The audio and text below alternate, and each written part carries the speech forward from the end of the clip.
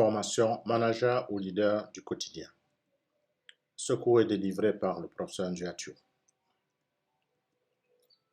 Alors, dans cette formation relative au manager ou leader du quotidien, je vous rappelle que dans le grand 1, nous avons répondu au questionnement: êtes-vous manager ou leader?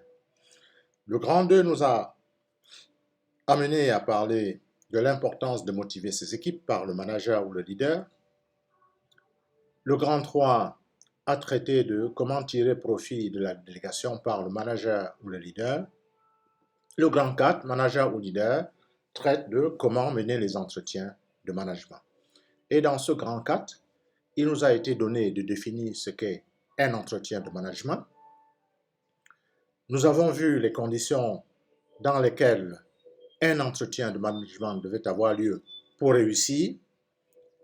Et nous avons mis en exergue quelques outils utilisables par le manager ou le leader pour réussir ces entretiens de management. Nous continuons d'ailleurs dans cette lancée en abordant un autre outil. Alors cet outil, c'est une carte d'identité de l'équipe.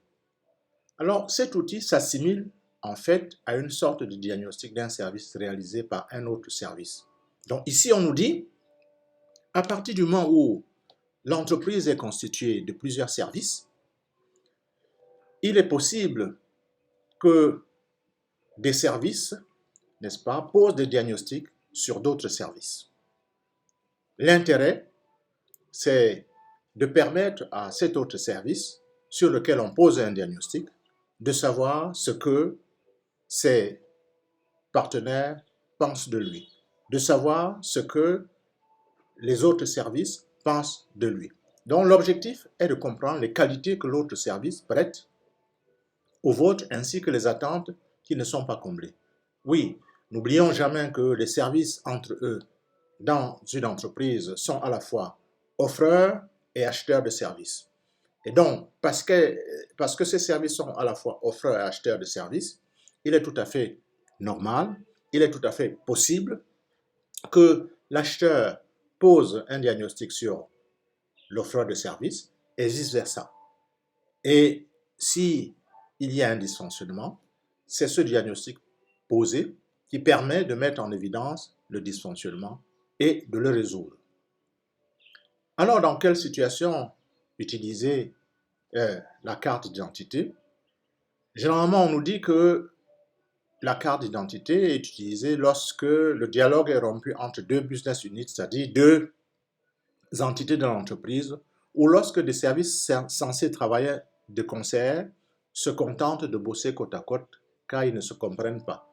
C'est-à-dire, bosser côte à côte signifie tout simplement qu'il n'y a véritablement pas de relation, n'est-ce pas, entre ces différents services. Les gens se contentent, n'est-ce pas, de rendre le service qui leur est demandé, ou de fournir le service qui leur est demandé, ou alors d'acheter le service qui leur est demandé, sans plus. Or, nous savons que pour qu'une entreprise gagne, il faut qu'il y ait une symbiose entre les différents services de celle-ci. Après la carte d'identité, on a le visual management. C'est le management visuel. Cette méthode consiste à faire avancer des post-it de couleur sur un grand tableau blanc au fur et à mesure de la progression d'un projet. Effectivement, on considère que l'entreprise évolue, n'est-ce pas, en implémentant des projets, en initiant des projets.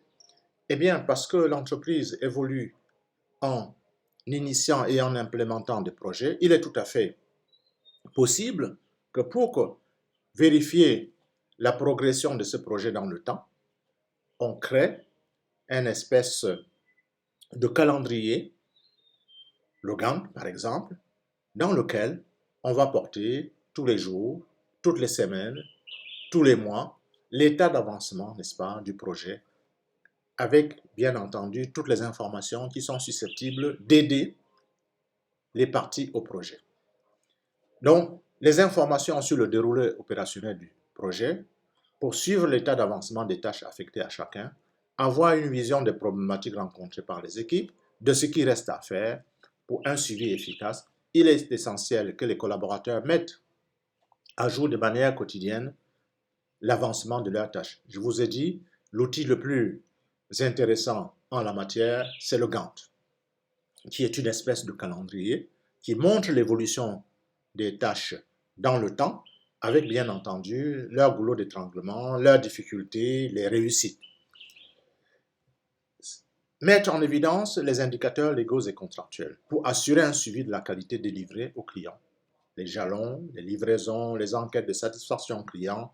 Ce suivi peut être réalisé à un rythme mensuel, il peut être réalisé à un rythme hebdomadaire. Bref, tout dépend, n'est-ce pas, de la nature du projet, de la taille du projet.